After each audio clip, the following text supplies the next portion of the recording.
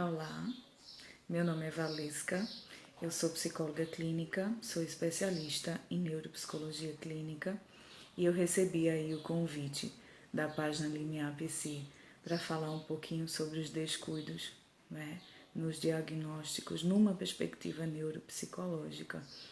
E aí eu fico muito feliz em receber esse convite, tá? Porque é um assunto que tem sido constante, né, na clínica e tem me deixado muito preocupada em relação a isso, né? Como é que esses profissionais têm cuidado do outro? Como é que está sendo esse olhar, né, voltado aí para esse sujeito que chega à nossa procura em busca de uma ajuda, não é? E tem acontecido essas, se assim eu posso dizer, essas negligências, né, em relação a esses diagnósticos, esse excesso de diagnósticos aí, muitas vezes, na maioria delas, diagnósticos equivocados, tá? Um exemplo disso é uma criança com 4 anos de idade, tá? Que chega aqui no consultório para avaliação neuropsicológica, para identificar o perfil neuropsicológico de TEA, já com o diagnóstico pronto de TEA, né? Transtorno do espectro autista, medicada com risperidona, né? E aí você pergunta como foi feita essa avaliação para chegar a esse diagnóstico do transtorno do espectro autista. E aí, numa consulta de 40 minutos, apenas pelo discurso dos responsáveis, se chega a um diagnóstico de TEA. E quando você vai perceber a criança no seu contexto geral, né, porque ela não está só no que ela apresenta ou no que os pais apresentam sobre ela, na percepção desses responsáveis, ela está além disso, para além disso, né? Ela tem todo um contexto escolar, todo um contexto social, familiar, emocional, e aí tudo isso é desconsiderado quando você, em 40 minutos, você olha, escuta os responsáveis e emite um diagnóstico de transtorno do espectro autista e medica essa criança para o resto da vida, né? É uma sentença de vida que você está dando para ela, tá? Não é apenas mais um diagnóstico, né? Mais um diagnóstico equivocado. Para o profissional até pode ser, né? Mas para a pessoa que vai receber é realmente uma sentença, tá? E muitas vezes não é aquilo. Muitas vezes é dado um diagnóstico totalmente equivocado, tá? Às pressas, por falta de cuidado, né? Primeiro, um cuidado consigo, né? Um cuidado, uma ética pessoal aí para cuidar de si, para depois poder cuidar do outro, o outro que te procura, o cuidado com a tua profissão.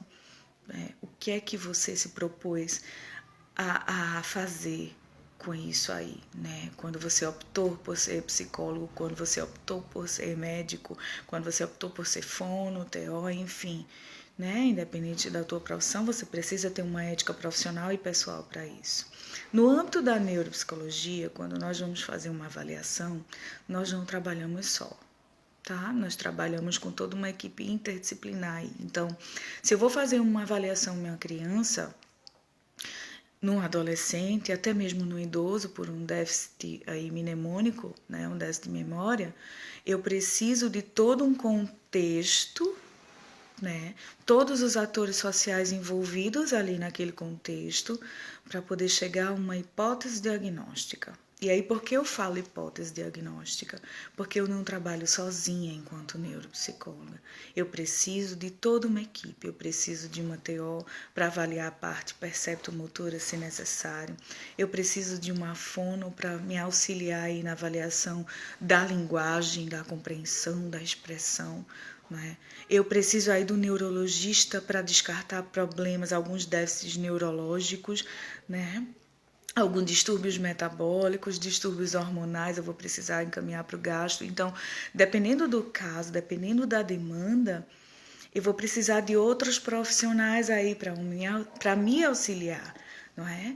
Nessa hipótese diagnóstica, para poder, com esse diagnóstico, poder ajudar, poder encaminhar, né? Poder selecionar aí o que é que vai ser possível fazer para ajudar. Pode não ser mas pode ser também.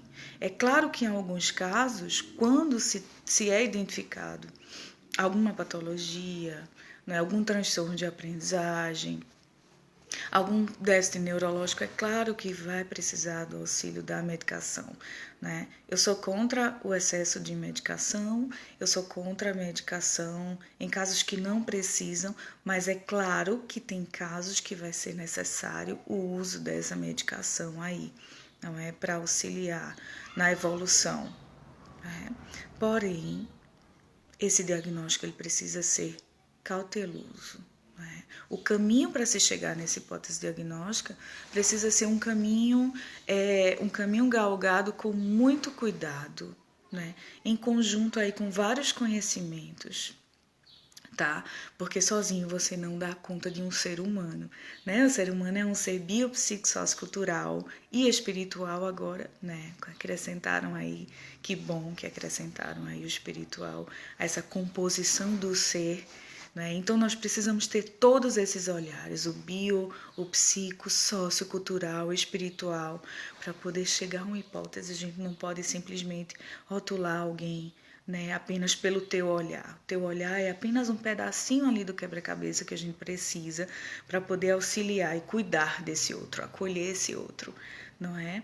Então, fica aí um alerta, né, para os profissionais, perceber esse indivíduo no todo e saber a sua limitação, até onde vai, não é? Até onde vai a tua competência enquanto profissional. Então, eu, enquanto neuropsicóloga, a minha competência vai até certo ponto. A partir dali, eu vou precisar consultar outros especialistas, outros profissionais. E depois eu vou precisar encaminhar, né? Encaminhar para um psicoterapeuta quando a demanda for psicológica, encaminhar para um fono, encaminhar para uma TO, para a psicopedagoga, né, trabalhar junto comigo aí nessa intervenção, não é? Então a gente precisa ter esse olhar aí voltado para o outro, né, esse cuidar do outro aí, para evitar esses diagnósticos absurdos que vêm aí para a clínica, né, dados.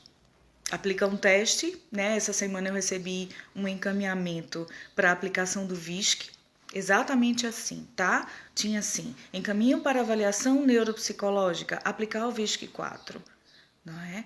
Esse adentrar no mundo do outro, no saber do outro. Eu, enquanto neuropsicóloga, eu vou precisar identificar o que é que está ali, que demanda é aquela, para saber o que é que eu vou aplicar e como eu vou aplicar e se vai servir o resultado daquele teste, né, para toda uma demanda aí. É a mesma coisa que eu encaminhar, ó, te encaminho para o pediatra e pede para ele passar um dipirona, né? Não, eu não posso, o saber do outro pertence a ele, né? Então, ter esse cuidado com o outro. Não é só a aplicação de testes, né, trazendo para a nossa perspectiva aqui da neuropsicologia, o teste é apenas uma partezinha aí, não é? Uma partezinha que precisa ser contextualizada. Ninguém aplica testes assim de uma hora para outra. Eu costumo falar muito para os meus alunos nas minhas aulas, não é? Olha, teste precisa ter contexto. Ele precisa ser aplicado, mas ele precisa ter uma contextualização aí. Ele precisa de outros dados para poder chegarmos a um ponto, não é? Então, a gente precisa ter muito cuidado aí com esses descuidos no diagnóstico, tá? Eu agradeço o convite. Falar sobre isso, para mim, se tornou uma missão, tá?